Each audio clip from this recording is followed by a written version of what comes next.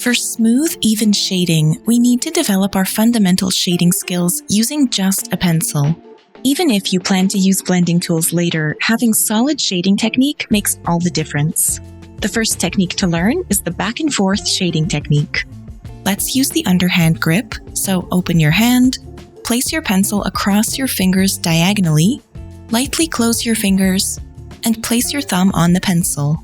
Lean your hand on the drawing board for stability and control. To use the back and forth shading technique, we're simply making a mark in one direction and the next mark in the opposite direction. Try to make each mark right next to the previous one. That's what will create a smooth, even value. I'm moving my grip farther back on my pencil to help me draw more lightly. Most of the weight should be in your hand instead of the pencil point.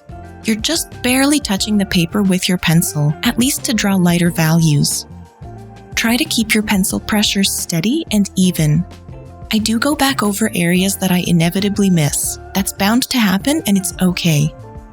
Try varying the speed of your shading. See what's most comfortable for you. It makes sense to go more slowly and make your value more even, so that there's less for you to even out later. You can practice this using different graphite pencil grades and charcoal pencil grades until it becomes quite easy to draw an even value. You can also practice drawing lighter and darker values evenly. Don't miss my previous video on 3 tips for shading light values. Practice this for smoother shading.